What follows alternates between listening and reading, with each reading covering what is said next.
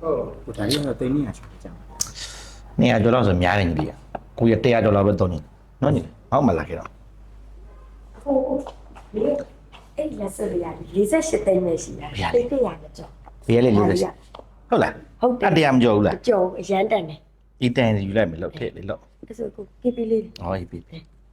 ဟောတရားမကျော်ဘူးလားမိုက်တယ်ပေါ့ကျော် ကိုဒီကျိုးလေးကလည်းကိုမျိုးသမီးအတွက်80ပဲရှိတာအရန်တန်တယ် ဟုတ်လားဒါလည်းတရားမကျော်ဘူးလား မကြော်အရန်တန် ဟာ